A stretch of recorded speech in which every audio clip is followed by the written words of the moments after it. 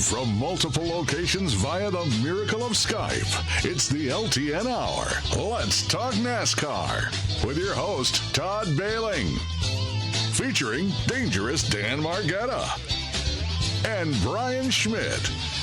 LTN is a caller-driven program, and your participation is encouraged by calling 414-421-7901. That's 414-421-7901. Now, the creator and host of the fastest hour in radio, Todd Bailing. It's the Denny Hamlin Show. Boo! Nice to have you. Welcome to LTN. Todd Bailing in beautiful Linden Station, Wisconsin, joined by my three partners, two of which are in Indianapolis. Dan and Brian are both at the IMSA Tire Rack Battle on the Bricks today. Hi, guys. Hey, we're good. It's the only race that's on TV if you're going to watch racing today. IMSA here at the road course in Indianapolis, and it's been a pretty good week so far, Brian. Yes, absolutely. It's the first time they've been here since 2014 as they bring them back. IMSA, really a rising form of motorsports out there. If you think about it and you talk to a lot of the people down here, this is getting to be big-time stuff with all the manufacturers involved. So they have a 2-hour and 40-minute race today. Next year they're going to run a 6-hour race here in September. So trying to build it up at this beautiful facility, what is Indianapolis Motor Speedway. And, of course, PJ Noodleman of Trempealeau, Wisconsin. Morning, PJ. Good morning.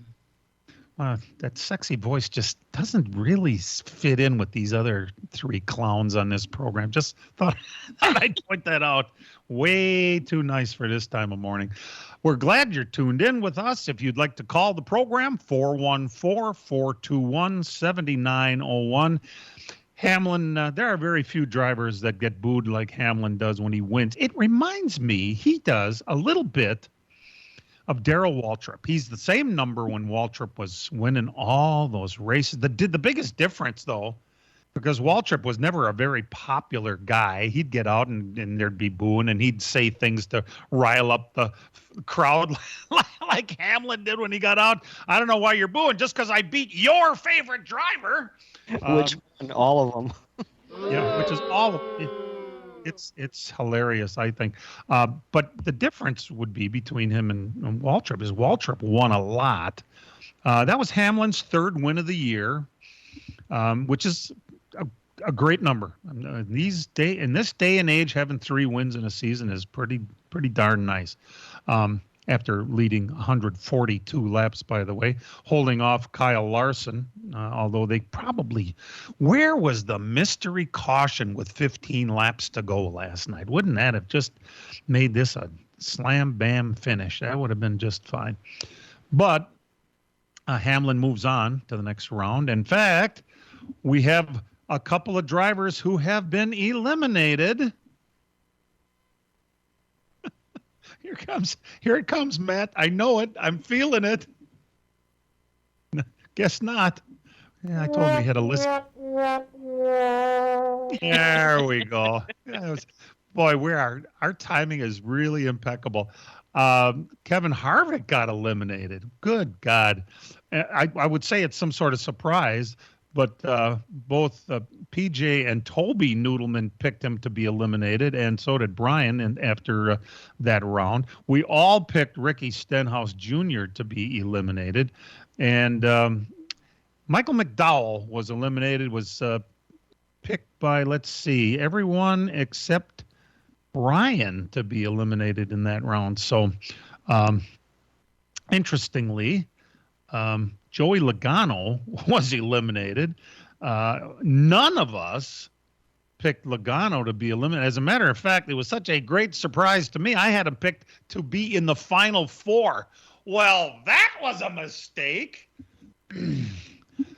Either way, we move along. By the way, none of us are totally, or maybe it would be better if I said all of us, picked the 23 car to be eliminated after the first round. And of course, he went on. You never heard from any of the NBC announcers anything at all about the fact that it's not that big of a deal that he moves on for the Drivers' Championship. Although, that's where the publicity is, in the Drivers' Championship. That's not where the money is. And, of course, the 9 car with its driver, Chase Elliott, did make it past the first round and will move on and try to win the championship for Rick Hendrick, which is the cash cow in the whole thing. So I would also like to remind everyone that last week there's been 2 races since this program was on the air last. They raced at Kansas last week. Tyler Reddick was your winner. Brian, you picked it right. Reddick it certainly is a force to be reckoned with, and not a surprise to anybody, I don't think. That 23-11 team is just, they're rock solid at Kansas. I mean, I don't know what it is about that place, but that team has got it figured out with Bubba winning there last year, and now Reddick winning there this year, and that's their wheelhouse, and they showed it last week. Certainly did. And so Reddick also, him being in the Final Four doesn't really look like that long of a long shot to me, and I feel pretty good about having him picked in the Final Four. Lots of things are going on. Of course, they raced at Bristol. The Xfinity Series ran yesterday. Justin Allgaier was your winner. Sam Mayer was involved in a wreck with his teammate, Josh Berry. He was going to be really mad about it until he heard Berry say that he cut a tire and, he's sorry and all that. So then it changed that whole tune. 3 Junior Motorsports cars got taken out in the same wreck, and but not Junior. He was in the race himself yesterday. Where did he finish anyway? He wasn't all that bad, was he? The car caught on fire, and then Yeah. and they had to come down pit road and kind of tell the Toyota guys, "Hey, I'm on fire. You got to put this thing out." But he was running in the top 5 pretty much all night and had a really good run going for it. I thought he did real well for getting back in the car and not running all the time. And actually, if he runs more races, I think that would really pump up that Xfinity Series, because him being in there was a huge story, and it was a big part of the race. Agreed. Yeah, a big part of the race, and the fact that he ran that well, and he got to go to Victory Lane, jumped in the window and drove along with Allgaier into Victory Lane. Yeah, I'm the owner here. It was pretty cool. It was very neat all the way around. Poor run by Sam Mayer has him on the outside looking in now, though, as we're in the playoffs here. That was their first round as well, and now he finds himself 14 points out of transferring, so he's going to have to make up points somewhere along the line here, win stages and stuff like that to get himself back up into the hunt to advance into the round of 8.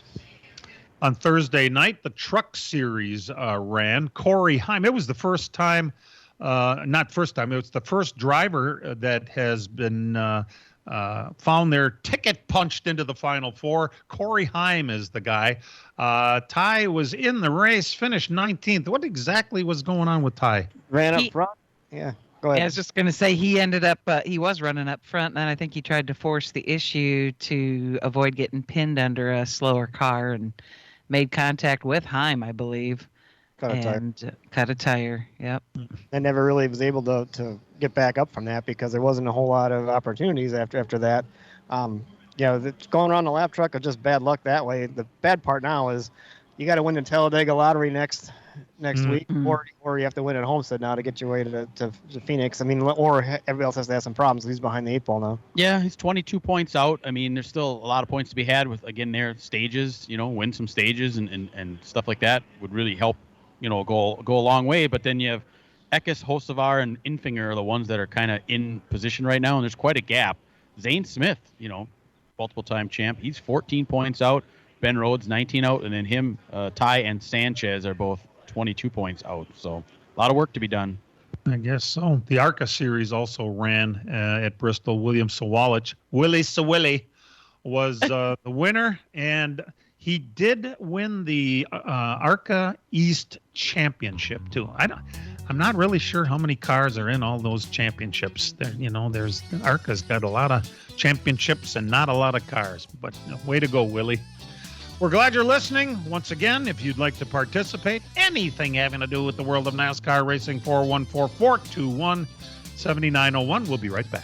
The summer heat is on, and PMF Landscape Supply in West Bend has everything you need with fresh mulch arriving daily. From premium hardwood mulch to hemlock and pine bark to EnviroMulch in red, gold, chocolate brown, and black colors. PMF also has a large variety of decorative stone and granite, as well as field stone, topsoil, and compost. For all your landscaping needs, visit PMF Landscape Supply, 5470 River Road in West Bend. Call 262-338-8800 or visit pmflandscape.com. Friends of racing for many years. PMF Landscape Supply in West Bend. Take a stroll or race down memory lane as the Aaron's Art on Wheels Vintage Weekend returns to Road America in Elkhart Lake, Wisconsin. September 15th through the 17th. See 300 vintage and historic race cars. Enjoy the fan-friendly paddock. Drive Road America with your own sedan or sports car. And free Saturday on-site facility tours. Camping available. Free admission for military with ID for veterans, actives, or reserves. And kids 16 and under get in free with paid adult. Get your tickets now at roadamerica.com. America's National Park of Speed. From racing engines to street engines, long blocks to turnkey packages, or complete custom engines, just ask and Wagner Automotive can fill your needs. All backed by many years of racing experience. These years of experience have provided reliability and performance that customers need to win races. Wagner's has been building championship-winning engines for top teams from NASCAR to short tracks in your backyard. This expertise has carried over to street engines they supply to top custom car builders. The Wagner Company, in the heart of Wisconsin, is outfitted with the state-of-the-art machinery necessary to design, manufacture, build, and test custom engines and their accessory parts. Dyno services are independently available for anyone needed to test their engine. Wagner's Company can also provide you or your company with production CNC machining or welding services. All your questions and requests are handled personally by Casey Wagner. Just give us a call at 920-394-3557 or visit our website at wagnerautomotive.com. This week on NASCAR Live, Chris Buescher stopped by. Bristol's been my favorite racetrack well before I ever made a lap there. The Bristol night race, to me, is just such a difficult race. It's about endurance from the driver, from the pit crew. You know, it's such a massive event. It's so popular in our sport. That's the race that I love watching as a fan growing up. There's much more waiting for you each week on NASCAR Live. Every Tuesday night at 6 on the Big 920 and your iHeartRadio app. Welcome back to LTN. My goodness, this whole charter system has been turned on its ear. We've been hearing that the rumored price of these charters continues to go up. We heard as much as that it was $20 million last year. And we thought, my God, that's a lot of money, right? Somebody rumored that it was going to be 30. Well, what happened here this week just to kind of set everybody back a little bit. The rumor is upwards of 40 million may have changed hands.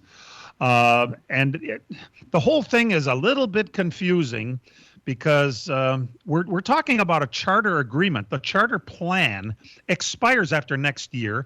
It is a major sticking point with the new agreement between the drivers, quote unquote, union and NASCAR, and yet that kind of money changed hands supposedly for a charter to come from Live Fast, which is the 78 car, which is B.J. McLeod, Matt Tifft, and Joe Falk. They sold one of their charters for that kind of money over to Spire Motorsports. Now, what doesn't really make a whole – well, let's keep talking about it because – so Spire is going to have another charter, which they're going to put Zane Smith in the car, even though Zane Smith signed a contract to leave Ford and go to Chevrolet next year with Trackhouse Racing in a multi-year deal. Next year, though, he will be in supposedly a number 77 car, which will be an alliance between Spire and Trackhouse, and then leave the Spire deal and go to the Trackhouse team in 2025, where we don't even know if the charter will be good at that time. doesn't that seem to me, to anybody, to be a lot of money for something that isn't a slam dunk deal? Maybe they need a hell of a tax write-off. Yeah, I was wondering where that came from. That kind of if that's the amount, and to pay for that, and then to have a guy that kind of just have it for a year, which he belongs to somebody else, didn't make a whole lot of sense. And if you got $40 million to buy a charter, how come you're not running better? I mean, that team's not really one of the good teams in the garage. If they got that kind of money behind them for that, some people make that thing too. I don't think it's going to be a 77 car next year. I think Kosovar might be over there in 77. I think it'll be a third car. I don't know what number. It is kind of crazy for that. It doesn't make a lot of sense, but I mean they did it, and the charter prices are up. Then maybe Spire just likes buying 78 charters. Then they buy the 78 after they won the championship. How many years ago? 6 years ago for $6 million. That was crazy. 6, and now, good God, imagine that. It just blows me away, the kind of money we're talking about. In the meantime, Trackhouse, who has 2 charters to their name. They run Ross Chastain and Daniel Suarez. They have already announced that Shane Van Gisbergen is going to drive full-time next year without a charter. Okay. So not full-time in the Cup Series, though. Let's make sure he's going to drive full-time. Right. He's going to be across all the different platforms of racing, including late model stocks, trucks, Xfinity, and a handful of Cup races. That's right. They're gonna wean or bring him in and slowly and all that. And the handful of truck races will not it won't be full time. It'll be without a charter though. So, but the plan is that in 2025, Van Gisbergen would be ready to go in the Cup Series full time. So Trackhouse, not only having Chastain and Suarez there, would add the Zane and Shane show for 25 without having any guarantees that the charter system will even be. Man, it seems to me that there's something happening out there now. None of these guys are really have any problem coming up with money the way it seems to me. This Trackhouse, they want to buy more charters. I just think we write a check and it's a done deal. Which also surprises me that's the excuse that Dale Earnhardt Jr. uses, that it's too expensive to buy one of those because Junior's got more money than all those guys. And it's going to go up. I mean, if this deal does go through, right. the TV deal does get renewed and it's bigger than what it is now, and they get a bigger chunk of the pie than they got the last time, those charters might be worth $50 million. I mean, maybe they're taking a gamble on that. That's all out there too. There's a lot going on. Don't forget, Spire had that sponsorship now at Gamebridge. That just started. That was the Andretti. Remember, the Andretti thing was sponsored. There was some talk of that. Is that coming down the pike? Are they somehow wrapped up in this? We don't really know. And now that this transaction is possibly happening here, does this open NASCAR's eyes? To the point that, do we really want to be doing this? Do we really want to be exchanging tens of millions of dollars for these things? Is this what we want the future to look like? Or is this something where, now that they see this happen, this might be the end of the charter system? Yeah. Well, Dan, there is a factor thrown in here that apparently nobody has talked much about, but there's a very real chance, the way the charter system was made, that if you finish in the bottom 3, how does that work? Well, it was originally set up that if you finish in the bottom 3 for 3 years in a row, that was a performance clause that they had the right.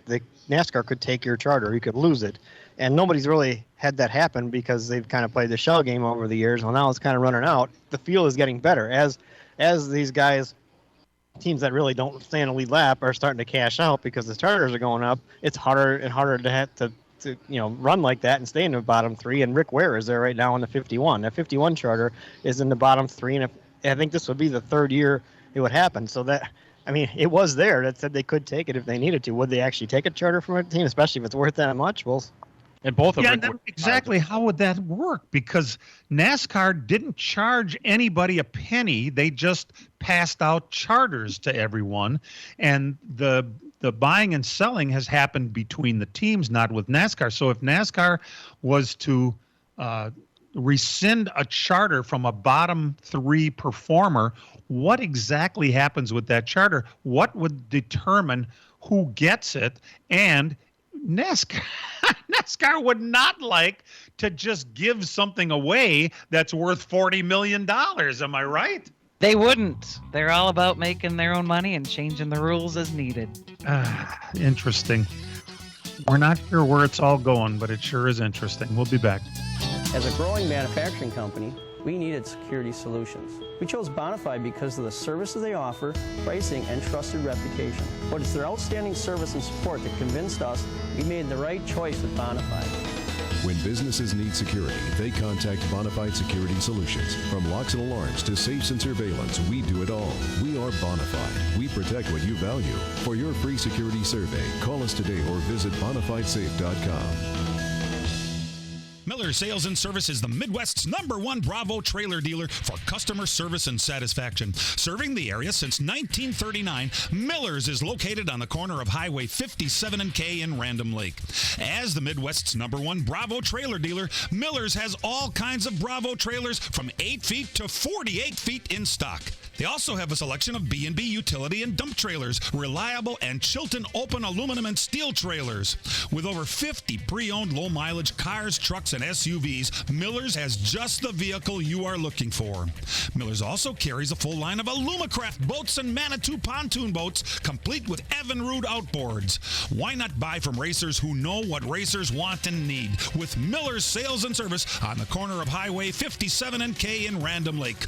Call Jerry, Tom, or Brad Miller today at 920-994-4358. That's Miller's Sales and Service, 920-994-4358. Kevin Harlan here from Westwood One, inviting you to join me and Hall of Fame quarterback Kurt Warner every Monday this season. It's Westwood One's 45th year of bringing you primetime NFL games, and the schedule is packed with great matchups. Plus, you'll hear Rich Eisen from the studios with interviews and the latest news around the NFL. Don't miss any of the action every week on Monday Night Football. This week, Pittsburgh and Cleveland. Coverage starts at 7 on 97.3 The Game.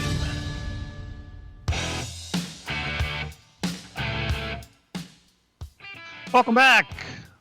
Glad you could join us as we get ready. We're talking a little bit about the silly season and the charters and all that sort of thing. There's other things that are going on.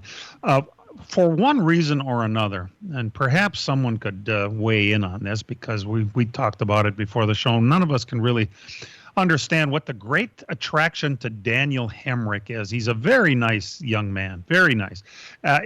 Obviously has some talent.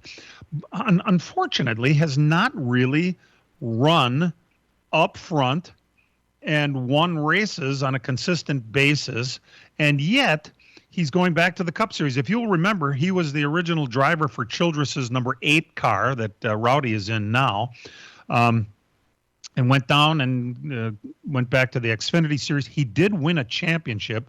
He won the last race of the year at Phoenix, and which was the only race he really won, I think, that year in 21. The only race he's ever won. Yeah, ever. Imagine. Action.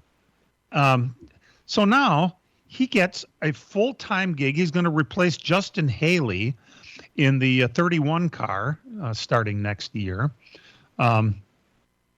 Justin Haley, by the way, went to Rick Ware.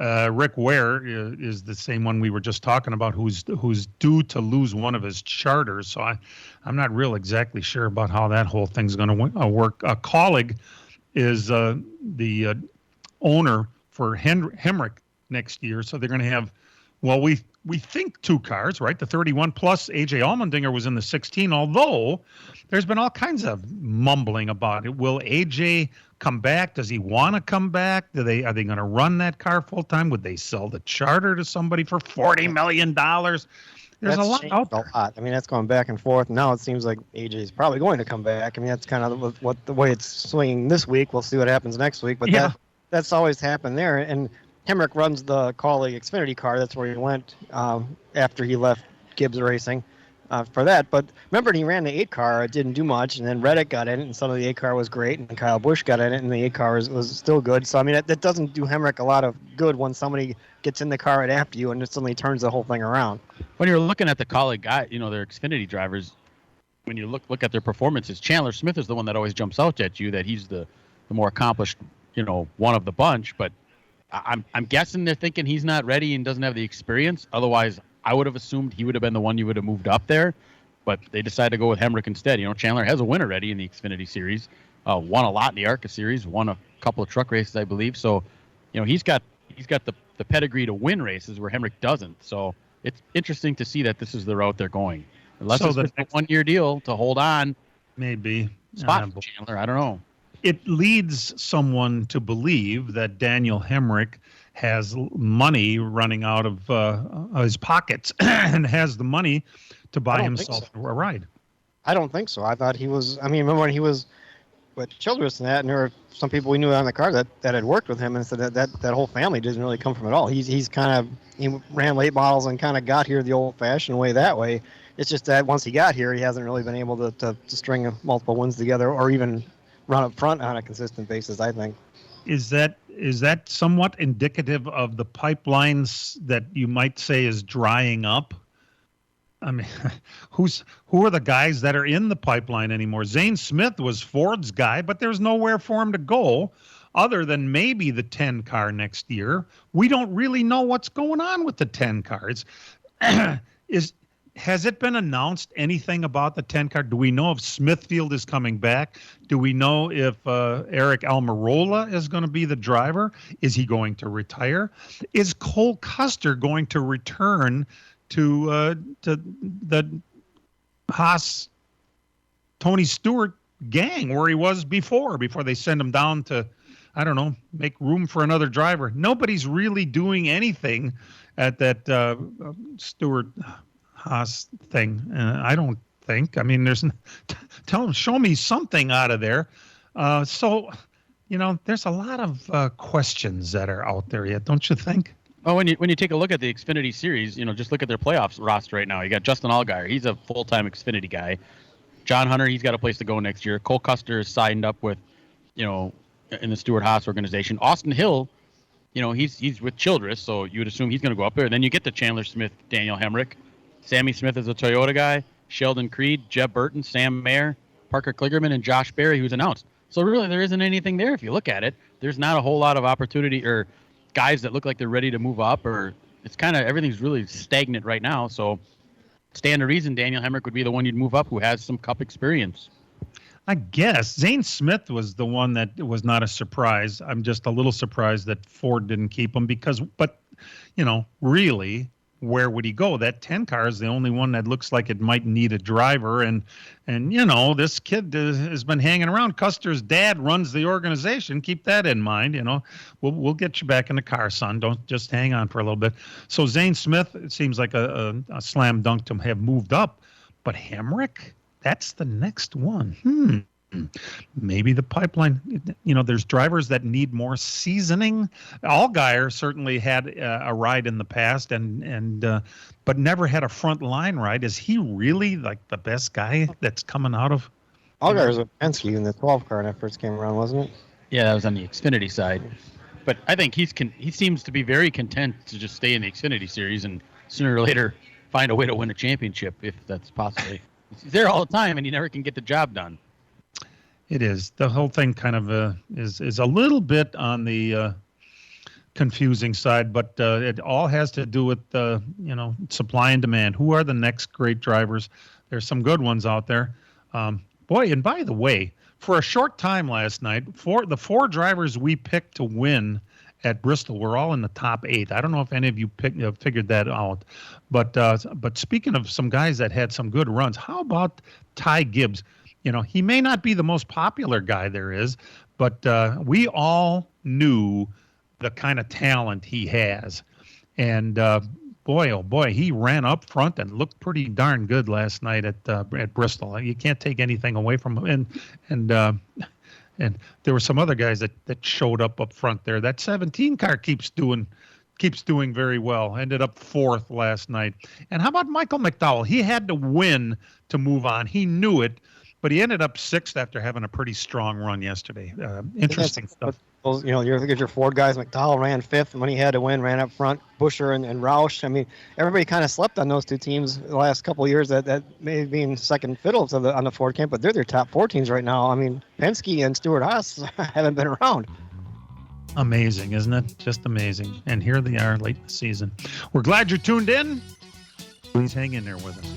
Take a stroll or race down memory lane as the Aaron's Art on Wheels Vintage Weekend returns to Road America in Elkhart Lake, Wisconsin. September 15th through the 17th. See 300 vintage and historic race cars. Enjoy the fan-friendly paddock. Drive Road America with your own sedan or sports car. And free Saturday on-site facility tours. Camping available. Free admission for military with ID for veterans, active or reserves. And kids 16 and under get in free with paid adult. Get your tickets now at roadamerica.com. America's National Park of Speed. As a growing manufacturing company, we needed security solutions. We chose Bonafide because of the services they offer, pricing, and trusted reputation. But it's their outstanding service and support that convinced us we made the right choice with Bonafide. When businesses need security, they contact Bonafide Security Solutions. From locks and alarms to safes and surveillance, we do it all. We are Bonafide. We protect what you value. For your free security survey, call us today or visit bonafidesafe.com. Scott Graham here from Westwood One. Sunday Night Football for Week 2 comes from New England when Bill Belichick's Patriots host the Dolphins, hoping to bounce back from an opening game loss. For Miami, Tua Tagovailoa looked impressive in a Week 1 win over the Chargers, throwing for 466 yards and 3 touchdowns. Ryan Ratke and Ross Tucker will have the call of the Dolphins at the Pats on Sunday Night Football. Coverage starts at 6:30 on Milwaukee's home for the NFL. 97.3 The Game.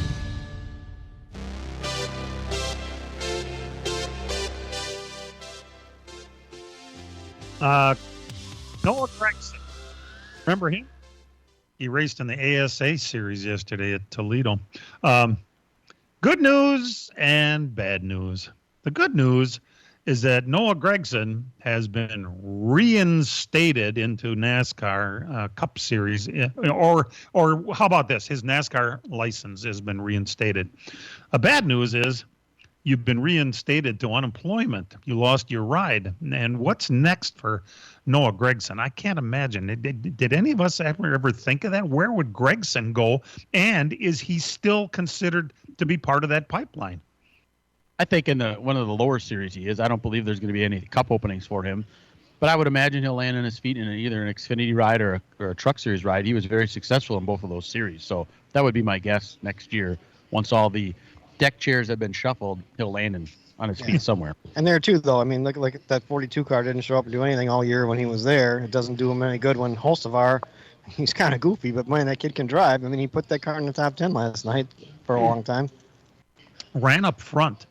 That's what it takes. It's almost as important as it is to win races is for the car to be in the mix, and that's what Hocevar brought last night, and it was amazing, to be honest with you, how good he looked last night. In other news, something I'm not exactly sure how this works. Childress Racing, one of the two drivers, Rowdy, is in the playoffs, and the other one, Dylan, is not in the playoffs. However, at the end of the year, they looked everything over and decided Dylan had a better pit crew, so they were swapped, and Dylan's crew is now Rowdy's crew. Why is it that Dylan got the better crew out of the deal? They were consistently better all year long, and don't tell me because his grandpa is Richard Childress. That can't possibly be the reason for it, can it? Anyone? I don't know.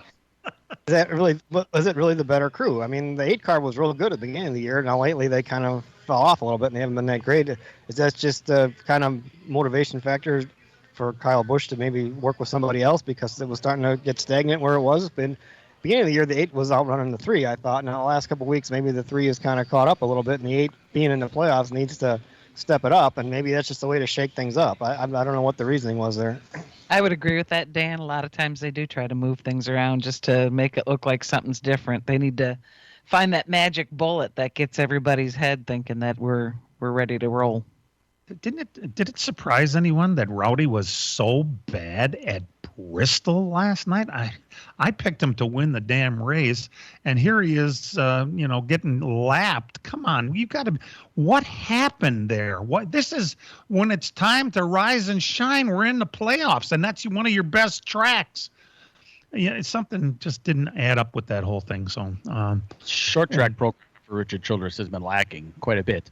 You know, I mean, they got the win at St. Louis earlier this year. That's, you know, kind of is a short track, but kind of isn't. And that race had a lot of different circumstances to it. But overall, as a whole, they have not been good all year on the short track stuff. So I guess that didn't surprise me.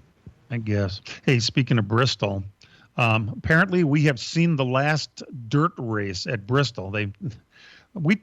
I guess it came out earlier this year that they were thinking of doing away with the great dirt experiment, but it's back. It's going to be concrete for both races next year at the very least.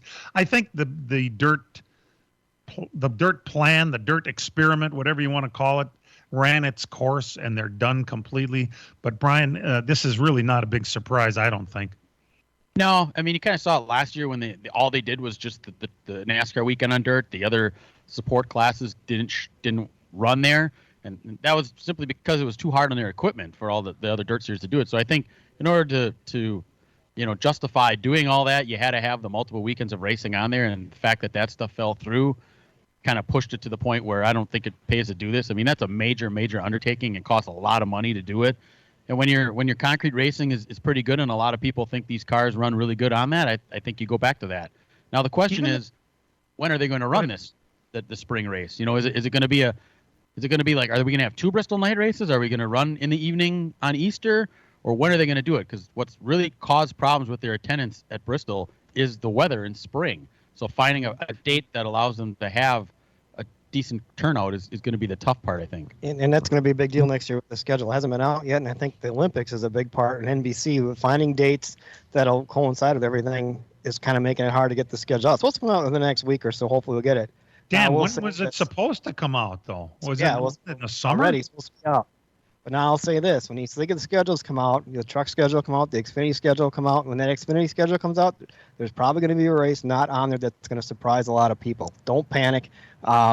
Just hang on, because I think we may have something for 25.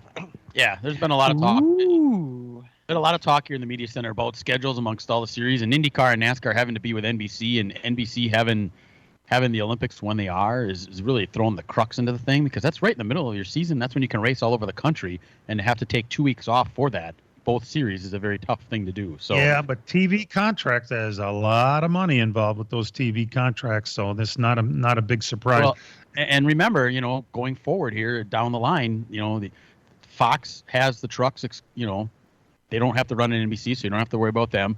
And in 2 years, with the WB getting the Xfinity series, they're not going to have to juggle the Olympics every 4 years either anymore. So is that going to be part of the, when we start talking TV contracts here in a couple of years, and when they start doing the negotiations, NASCAR, I would think, has got to pipe up and say, hey, wait a minute here.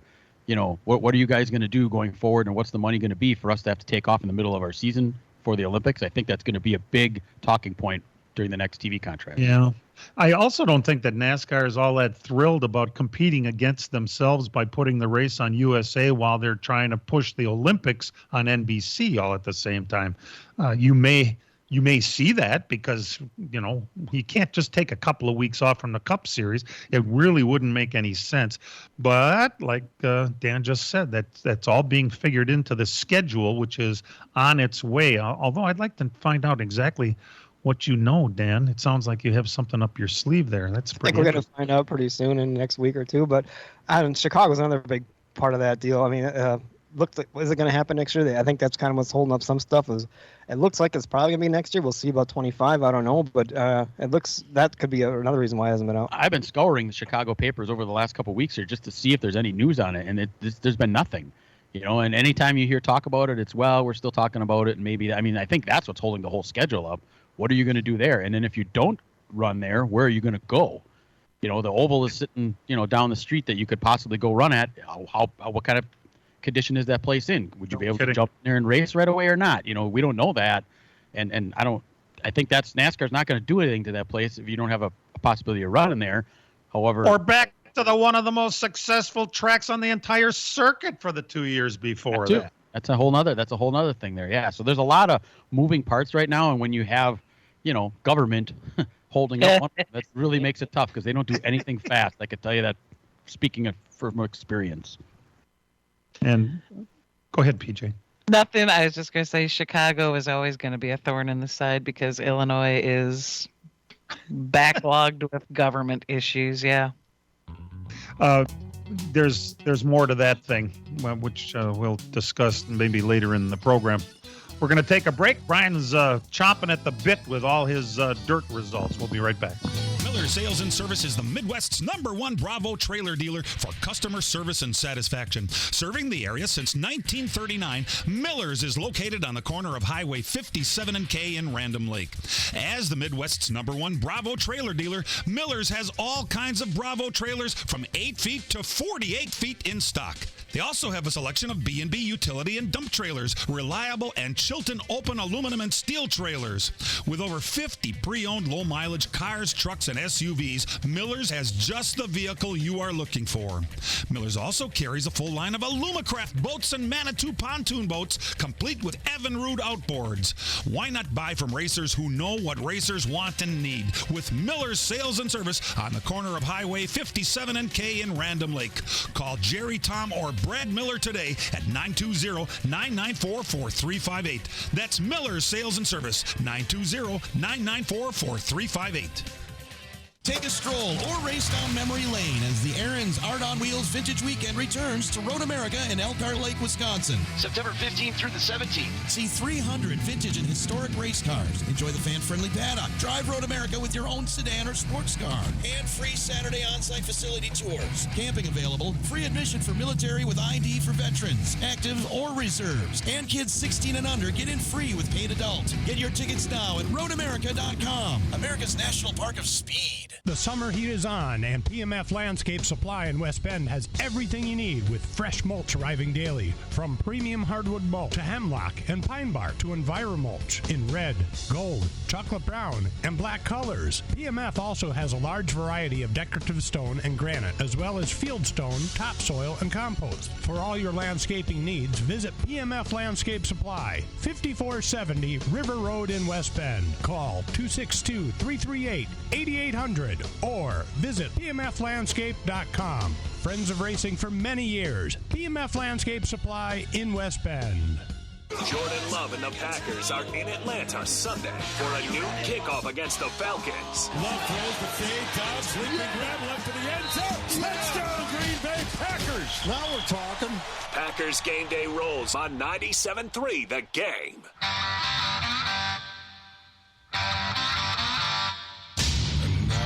LTN Hour presents Dirt on the Dirt with Brian Schmidt. Dirt Series starts winding down around the country here. We'll, especially in the state of Wisconsin, we'll start Tuesday night up in Beaver Dam where rain hampered their championship event. They've rescheduled that, and we'll run that next week, Tuesday night. They did run Tuesday in Fairbury, Illinois. The Castrol Flow Racing Night in America got back in action after taking a summer break. $23,023 to win. Bobby Pierce continued his dominating season, picking up the money there. Wednesday night up in Fergus Falls, Minnesota, the I-94 Speedway for the Wissota Challenge Series late models. Pat Dorr was your winner. In the Wissota Modifieds, that was Dan Ebert. Thursday night at New Richmond, Wisconsin, Cedar Lake Speedway, the legendary 100 night #1. They had twin late model features there. A.J. Demel and Darrell Nelson were the winners. In the Modifieds, Darrell Nelson won that, and Caden Blauser. In the USA Limited Lates was Larry Fitzsimmons. Friday night at New Richmond, Wisconsin, night #2 for the legendary 100. Nick Anvilink and Jesse Glentz were your late model feature winners. The Modifieds was Darrell Nelson and Josh Anks. In the USRA Limiteds was Zach Drews. Fergus Falls, Minnesota for the Wissota 100. Preliminary late model feature winner there was Cody Overton. And Don Eichens won in the Wissota Modifieds. Jacksonville, Illinois, the MOWA 410 Sprint Car Series was there. Paul Nieheiser was your winner. Scotty Thiel made the trip down there. He finished 6th. The Extreme Midget Cars Series was also there. Carter Sarf was your winner. Here in Indianapolis, Indiana, Dan and I went over to the Circle City Raceway for the USAC Amsoil National Sprint Car Series, and Logan Seavey made a last corner, last lap pass on Shane Cottle to pick up the win there. First time at that track, Dan. It's only 5 years old. That was pretty impressive, wasn't it? Yeah, pretty impressive facility. It was fun being there and a good race of these USAC non-wing sprints. Wow, that was a photo finish at the line. You pretty couldn't ask for anything more. Yeah, and this is their wheelhouse here in Indiana. That's where they make their hay. Brownstown, Illinois, Friday night, the Mars Dirt Car Series 5,000 to win. That went to Tanner English. Knoxville, Iowa, for the Lucas Oil Late Model Nationals preliminary feature winner. I forgot to mention Thursday night, Ricky Thornton Jr. won the 7,000 to win preliminary that night. He also won the 7,000 to win preliminary feature on Friday night. Last night we had rainouts at With the IRA race at 141 rained out. They're going to run that on September 29th. And Wilmot season finale rained out as well. Chilton Gravity Park Speedway for their fall invitational. In the modifieds, Matt Kluntz was your winner. Grand Nationals went to TJ Smith, and the stock cars was Aaron Karts. Cedar Lake Speedway, the final night of the legendary 100. Nick Anvilink won the main event in the late models, and Daryl Nelson in the modifieds. The USRA Limited Lates went to Zach Drews. Spring Valley, Minnesota, the Deer Creek Speedway for the Stock Car Nationals. They had 81 stock cars there. USRA was the sanction, but they're a lot like a IMCA stock car. $10,000 to win. Dylan Thornton was your winner there. Hopstad, Indiana. The price. Yep. That's Ricky's brother. So a lot of money going in the Thornton family this year racing. Fairbury, Illinois, for the Mars Dirt Car Series, $5,000 to win. That went to Jason Fager. Hopstad, Indiana, the Tri-State Speedway for the USAC Amsoil National Sprint Cars. The Hopstad Hustler, $20,000 to win. Brady Bacon won that. Placerville, California, for the World of Alton Austrian Engineering Sprint Car Series. Buddy Kofoid was your winner.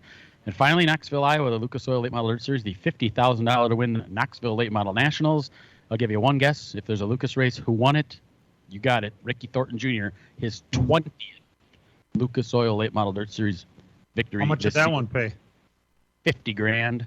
So he, 7 plus 7 plus 50 was that 64,000. Yeah, 64,000 for a trip to Iowa. That's a pretty good weekend. No kidding. Holy smokes. Well, paved results, they're not paying that kind of cash. But Sunday at Slinger, the pro late model, Zach Prunty finally put her in victory lane. And your champ for those pro late models was Jesse Bernhagen, picking up 8 features plus the nationals out of those 11 races. What is that, like a 73% average win rate? That's crazy. Congrats to him. On Thursday, the Arca Menards East Series was at Bristol.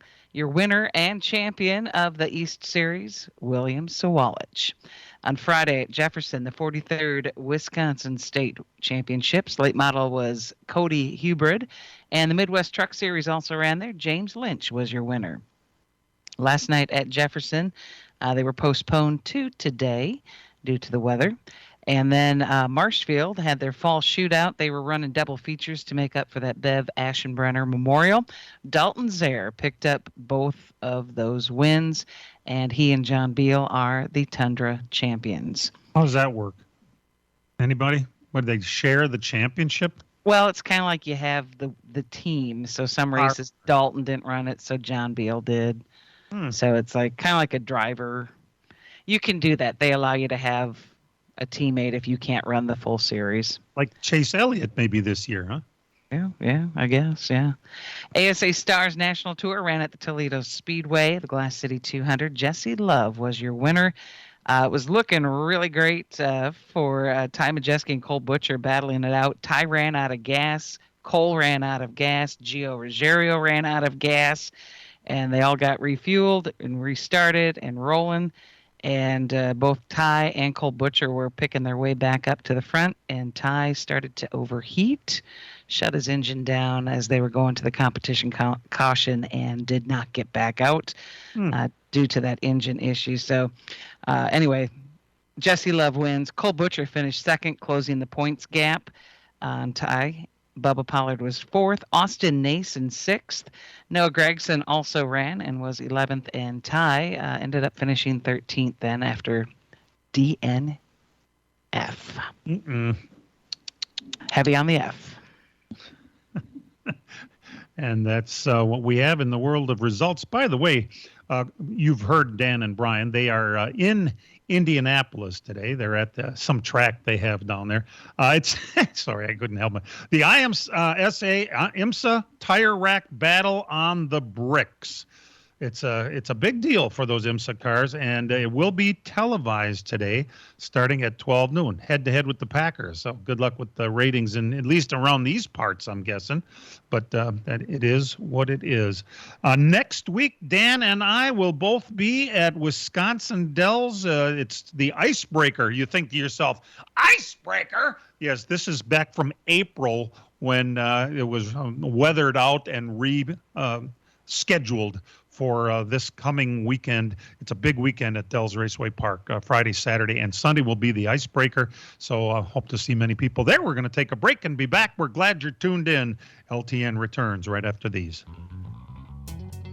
From racing engines to street engines, long blocks to turnkey packages, or complete custom engines, just ask and Wagner Automotive can fill your needs. All backed by many years of racing experience. These years of experience have provided reliability and performance that customers need to win races. Wagner's has been building championship winning engines for top teams from NASCAR to short tracks in your backyard. This expertise has carried over to street engines they supply to top custom car builders. The Wagner Company in the heart of Wisconsin is outfitted with the state-of-the-art machinery necessary to design, manufacture, build, and test custom engines and their accessory parts. Dyno services are independently available for anyone needed to test their engine. Wagner's Company can also provide you or your company with production CNC machining or welding services. All your questions and requests are handled personally by Casey Wagner. Just give us a call at 920-394-3557 or visit our website at WagnerAutomotive.com.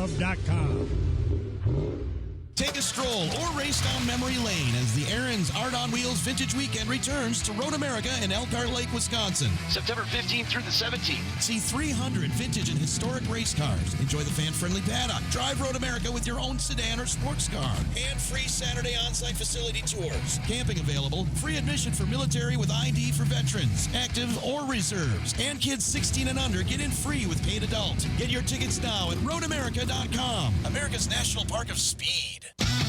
This week on NASCAR Live, Chris Buescher stopped by. Bristol's been my favorite racetrack well before I ever made a lap there. The Bristol night race, to me, is just such a difficult race. It's about endurance from the driver, from the pit crew. You know, it's such a massive event. It's so popular in our sport. That's the race that I love watching as a fan growing up. There's much more waiting for you each week on NASCAR Live. Every Tuesday night at 6 on the Big 920 and your iHeartRadio app. And welcome back to LTN right here on the Big 920. I mentioned there was a little bit of we were talking about Chicago and all that.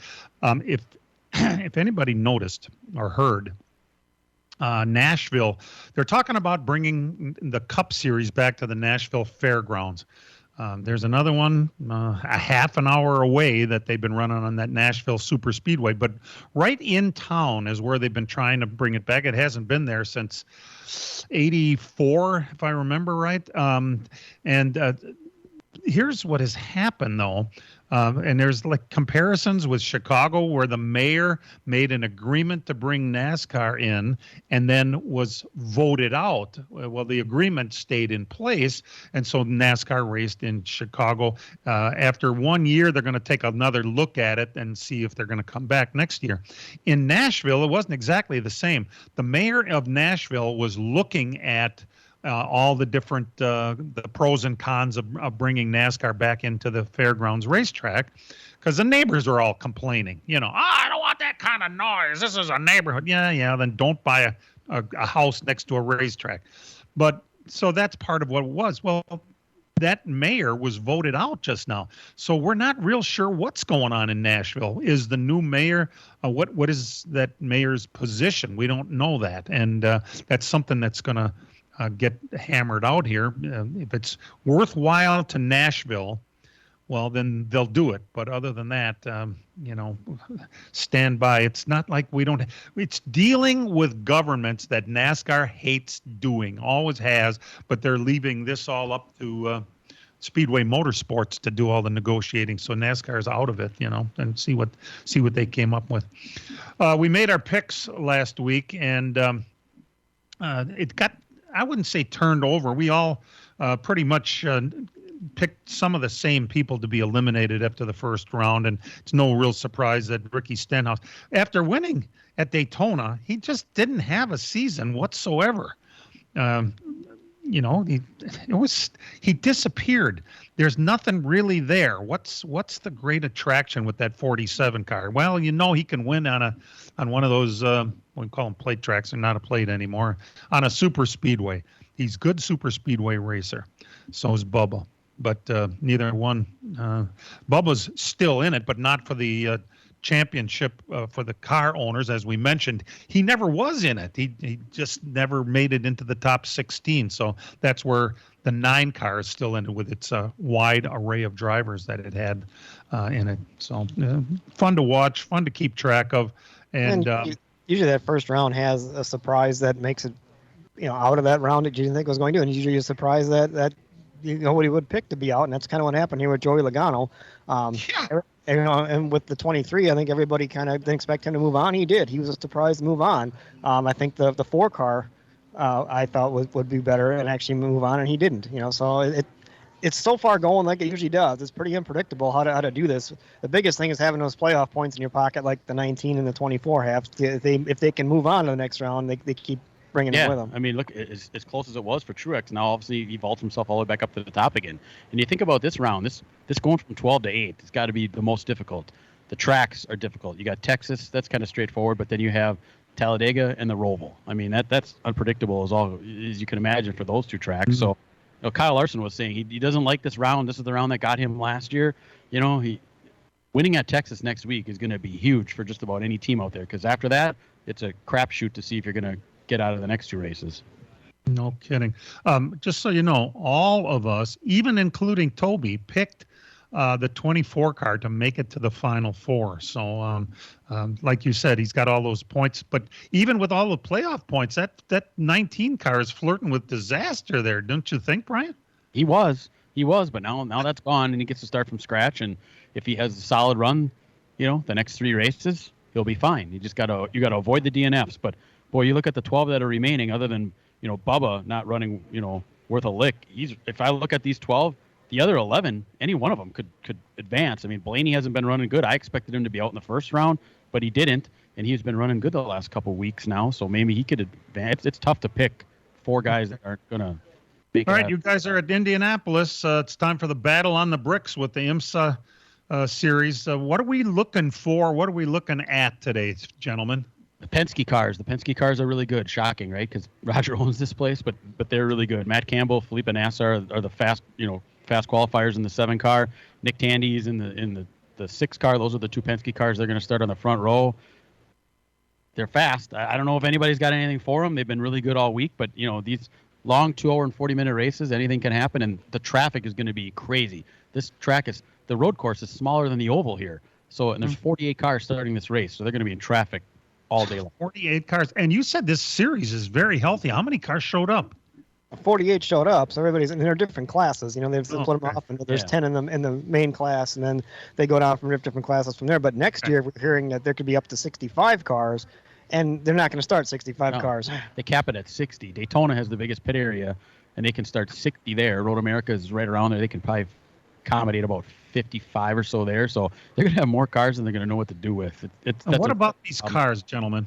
What tell us about what manufacturers get in part of it. I mean, they're race cars. They're not look your street cars. Some of the other lower classes look like your street cars, but your main prototypes are race cars. But they have manufacturers behind them. Acura, Porsche as a part of Cadillac has got a thing. And now next year we're talking like Lamborghini's going to be in it, and Ferrari's coming back. Yep. So it's about the manufacturers displaying the things. When you're watching this race, the driver's name is not what's on the pylon. It's the car. So this is all about the car, and I think that's what's the allure to it, because people all can identify with cars, and to see these, exotic cars right now here in 5 minutes, they're going to open up the grid. The whole field of 48 cars is on the grid, and anybody can walk out there and look at the cars. You can sit in the cars. Less than an hour before they're going to take the grid. Really? Yes, and then they'll chew everybody out there, and they're going to go. But this is it's incredible. John Zunin is running this series. Says it's just exploding, and it's great to see. Are there any electric cars? The top GTP cars are part hybrid. So you see in the area, you can barely hear them running, but so it's a hybrid, kind of like what F1 has. Unbelievable. Well, I can't imagine where it's the car and not the driver. Somebody's got to get that car, to the front. Oh, well, it is what it is. IMSA Tire Rack Battle of the Bricks. It's noon on NBC, so interesting. Head-to-head with the Packers. Thanks for tuning in. We do appreciate it. And what we like everybody to remember is real race cars have doors, even if they do climb in through the windows. Let's Talk NASCAR is produced and directed by Dangerous Dan Margetta. Our engineer is Matt Losi. For all of us involved with the program, we appreciate you tuning in every Sunday morning. Go Packers, go Brewers, and we'll see you next week, everybody. This program has come to you live from multiple locations via Skype. Any and all comments expressed on this show do not necessarily express the opinions of this station, its employees, or advertisers. Your comments are always welcome at mail@ltnradionetwork.com. Find us at facebook.com/LTN Radio Network. And thank you for your support since 1985. Tune in again next Sunday morning at 10 a.m. Central Time for the LTN Hour on the LTN Radio Network.